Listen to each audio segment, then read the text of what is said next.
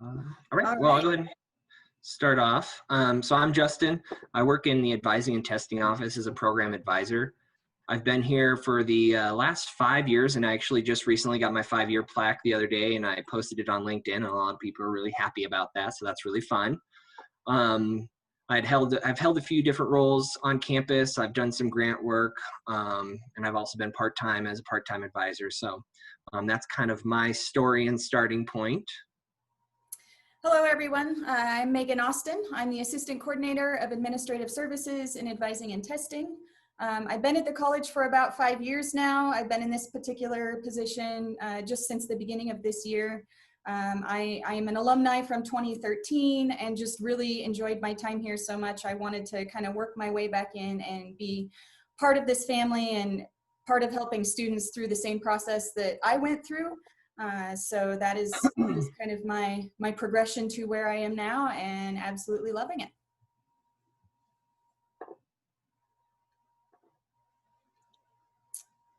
So our mission was to push communication as an integral part of organizational success and focus on continual improvement. Communication is so incredibly important, and it's always ongoing, and we just wanted to be sure that we push the message of how important it is and that it can always be improved and always be expanded upon. So why we chose this as our capstone. Originally, we had Karen Rao on our team from Enrollment Services. Unfortunately, or fortunately for her, she actually got to move on to some better things in her life. So it kind of dwindled down to Meghann and myself. And so Meghann coming in from Enrollment Services and kind of having a connection between the two offices, and then myself being in advising and testing for the last 5 years. We recognized that there were there was disconnect between messages shared at the top and sometimes the trickle-down effect to the lower and wider groups, somewhat of a telephone type game where one thing was said and at the end it's like, what are we discussing or talking about now?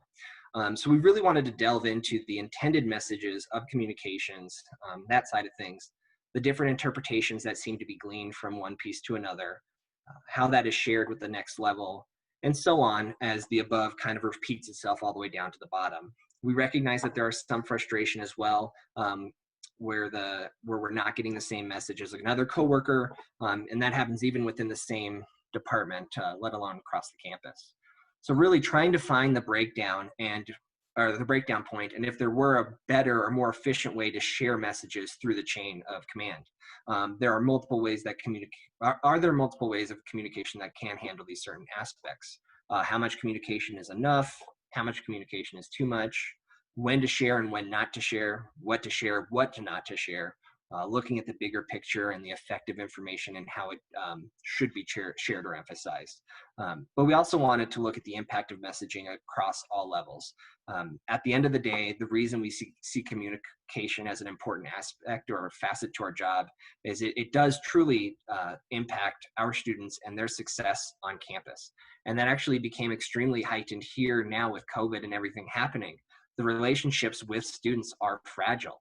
And if they get bounced around between department to department and are hearing different messages or hearing different information about what is going to be taught, or if they misunderstood something that another person shared differently in a different department, that could really impact whether or not they want to attend PPCC.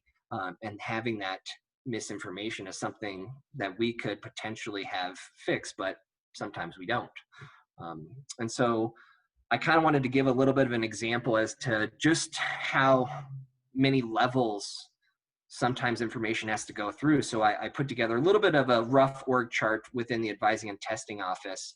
And right off the bat, you'll see we've got the director, which most divisions or departments have some sort of director leading them all. Then we have 3 different coordinators.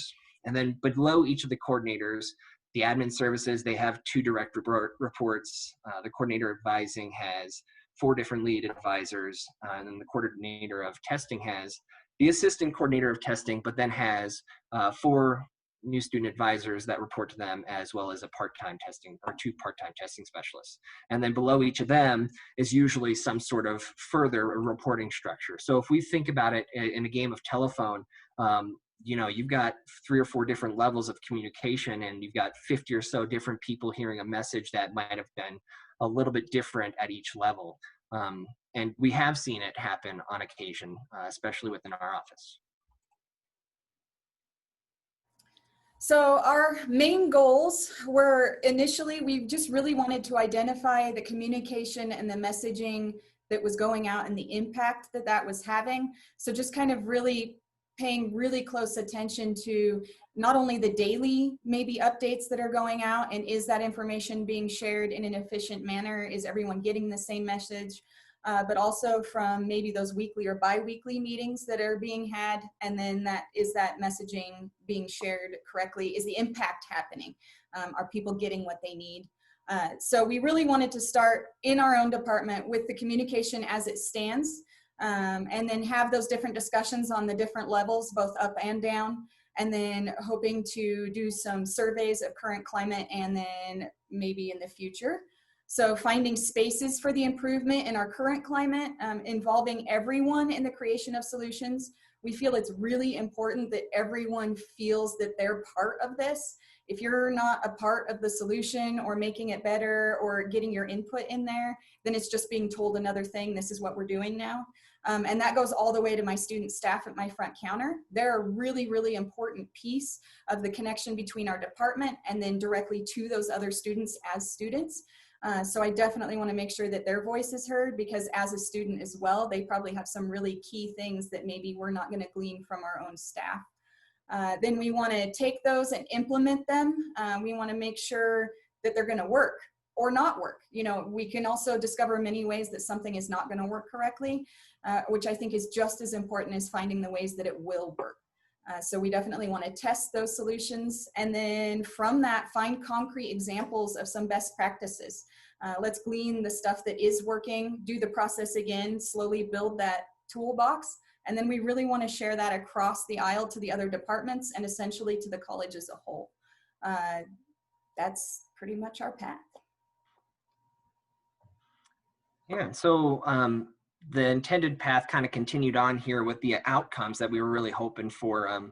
In advising and testing, we really want to improve communication within our own office, really establish a consistent messaging or way we operate with regards to messaging, and then kind of move into the improved communication between advising and testing and others across campus. So really we want to work with the individual departments, open the discussion of and different techniques that we can really communicate with one another, hopefully leading to the improved communication at different levels, ideally cultivating stronger relationships and ties across campus.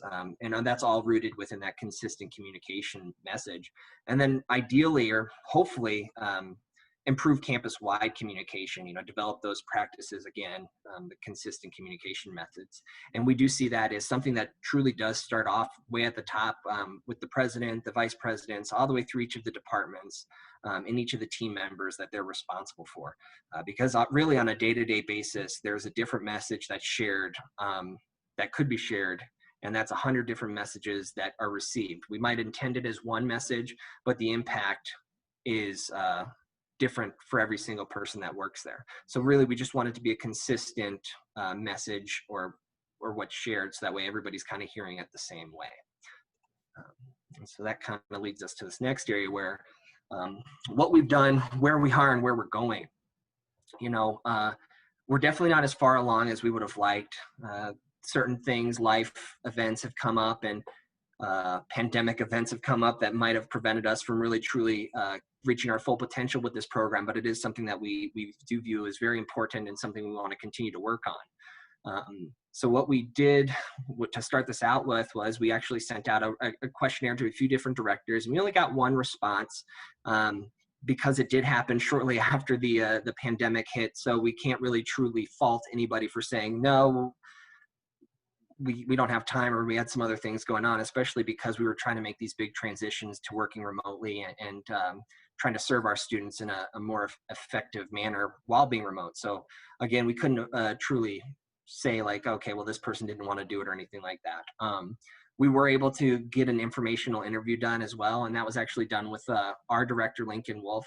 And we actually felt like after meeting with him on a few occasions that he took a lot of our conversations to heart, and it has truly changed how he's brought up things or shared information. And I do feel like he's taken our feedback, even just between Meghann and I and him, and kind of implemented it, and it's felt a little bit more clean and consistent in the messaging.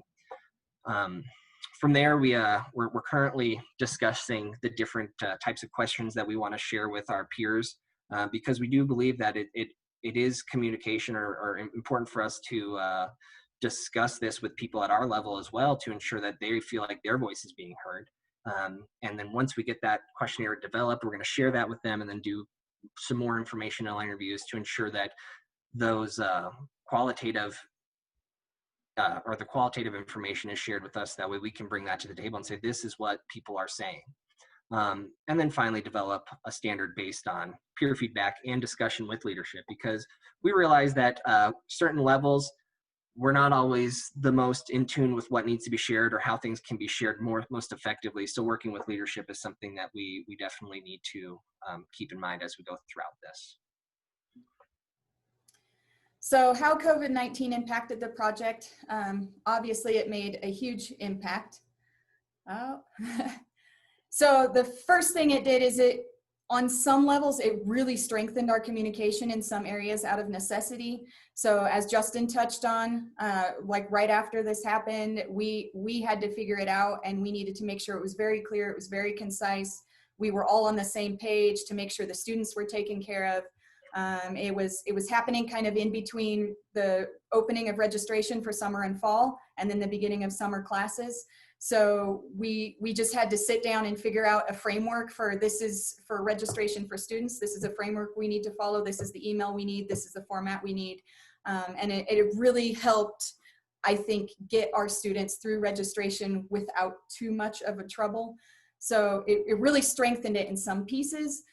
Other pieces that were already a little loose or disconnected, it definitely magnified those flaws, just in the essence of the transition and going home. So it definitely brought up some things that we really want to look into, which is mainly that consistency. So the messages were being shared all over the place, but the consistency wasn't there. And so it was different interpretations, it was confusion, and then also consistency in the timing of messages. If it was important for the whole department, I think it wasn't stressed enough. This is something that really needs to be formulated and then shared with your teams in a timely manner. So sometimes one group got the message and the other group felt very in the dark until the day later when they finally got their message. So it just really magnified those consistency issues. It also showed us that we can't plan for everything. We had to be flexible, we had to be fluid, we had to roll with the punches. We had to just go with it and figure it out as we went on some stuff. So I think no matter what kind of strong framework we may have even had in place, this still was really important to learn from this, is that you just have to go with the flow sometimes. Best laid plans don't always pan out in such things as a pandemic. And so then also, can we make a better plan for the next unknown? So can we use what we learned from this transition and from this pandemic that we've never faced before? Is there things we can glean from that to maybe have a backup background plan for the next unknown to help us go through that even smoother than we did this time?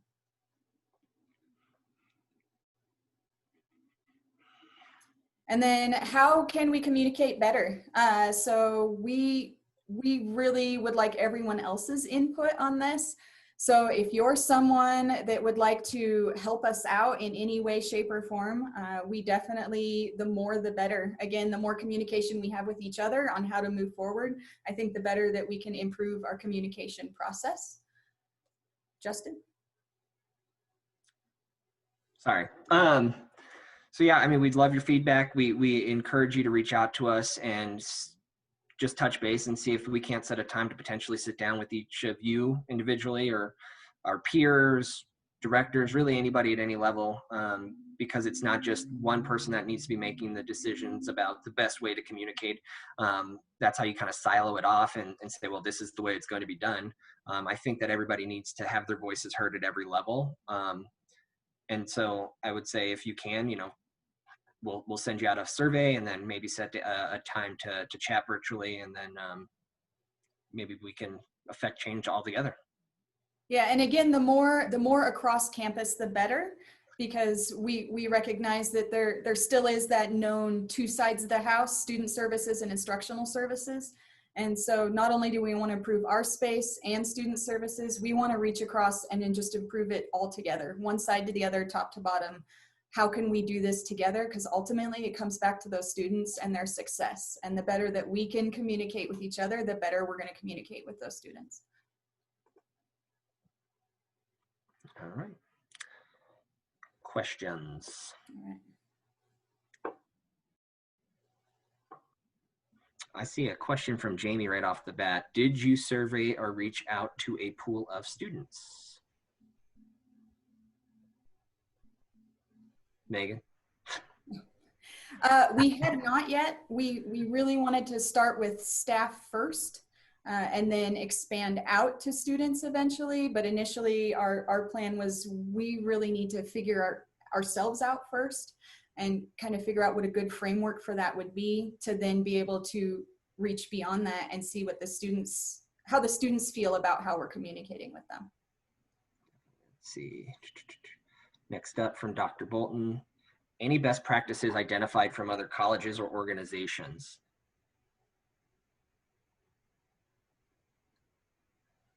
Yeah, so we actually discussed this. We did a lot of research. We had a few different scholarly articles that we wanted to look at. But then we started thinking, we aren't another organization. We're not another college. We're a unique institution that really needs to do some self-reflection and try to do some introspective work on this before we maybe go out and try to mimic somebody else. I do think maybe we can start maybe implementing some of the stuff that's tried and true. But again, we're going to be an individual organization that's going to probably implement it a little differently than how other people have. So I think this was really just Meghann and my, as well as Karen's way to try to see if we couldn't not rebuild whatever or redo it all. But it was something that we wanted to try to just organize and do on our own, even though we knew that we could go to best practices and things like that. All right. And then Dr. Wesley, he said, can you give an example of flaw consistency? I think one of them that we felt wasn't consistent was maybe sharing the messages that everyone needed to know at the same time. But since it was from director to coordinators, it maybe wasn't stressed. This is something you guys need to, get together, make sure you're on the same page, and then get that shared with your teams roughly in the same time frame. So for example, right when COVID hit and it was, faculty were going home, they're working from home, we were still figuring out what we were doing, what the advisors were doing, what testing was happening. At the front counter, we were going with what we had with the students, and then testing knew something, but we still hadn't heard anything. And it's like, well, maybe this, you don't want to share the maybes.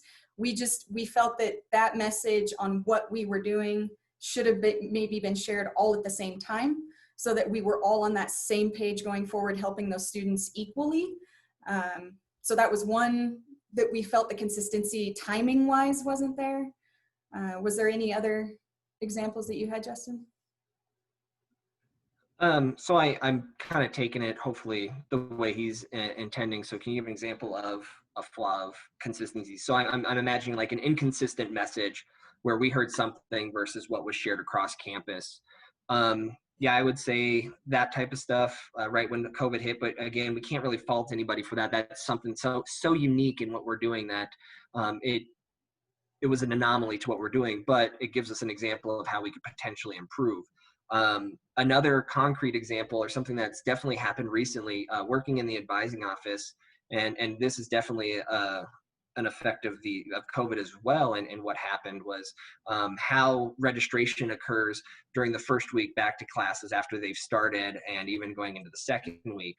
There was some communication that we thought on our side in advising, where we had to email certain people in the division, and then that way the students could get into their classes. And then on occasion, yes, that worked for some of the divisions, the academic divisions, but not for all of them. And then we would get very specific instructions from other divisions as to how to go about things. So I think that's an example of how can we improve our messaging between the departments to make it a more expedited process for students to get into classes. So that way it's a consistent, this is what you have to do for all of the divisions, not just for this one. And then over here, you got to do it this way. It was shared that the way the message was shared is that it was shared to do it the one specific way, but it wound up coming up different ways. Let's see. Jill said she's willing to give any feedback from student accounts and the cashier perspective. She said, great job. Kathy says, excellent work, will be a great help to our students and employees. Dr. Baker, let me know if you'd ever like to meet. Happy to share perspectives and ideas for improvement. Awesome. Matt Valdez, the Learning Commons and Library would definitely participate in the survey for an instructional services perspective. Sherry's just excited. Establishing best practices is so important. Great job. Abby, so happy you 2/3 chose the topic. I certainly agree. We have some areas for improvement. I'm eager to see where this will go. Wonderful, good. Yeah, I definitely want, as Justin was saying, from going through a virtual registration for the second time, getting that connection, and I think really improving that across the aisle to instructional services to make it as efficient as possible, but making sure that everyone's getting what they need. That's definitely come up on the radar a little closer to the top than maybe it was before initially when we thought of this project. Yeah, and I think all the departments in student services are so intricately entwined that we forget how much that communication piece can impact each other, and being able to readdress that, especially after something so big that happened, to identify this is actually really important. This is something we should work on together because we want to operate like so much better together. So this is going to be awesome. I'm excited to see how it spreads and grows throughout the divisions and campus wide. And I think that's one of the silver linings that we didn't have in there, that initially COVID-19 felt very, we feel like it really derailed our project and what we were trying to do, which I'm sure everyone felt a little derailed from anything they were doing. But I think that's a silver lining that we can pull from that, is at the same time, maybe that was good timing with this project we want to do, to be able to go back to the drawing board and, okay, what did we learn? We got some great stuff out of this. How are we going to take this forward so that we're more cohesive and more efficient and more helpful for those students?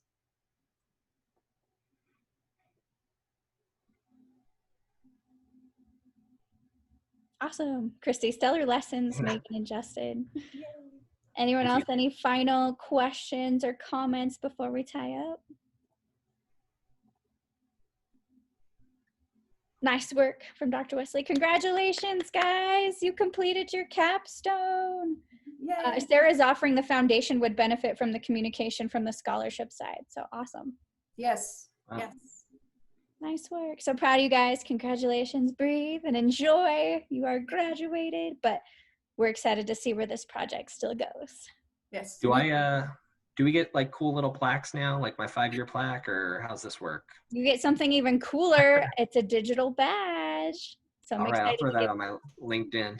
We'll get those to you all on Friday, so you have those and you can post them and everyone can kind of Justin, I thought you were going to ask for a cupcake. I'm watching my waistline.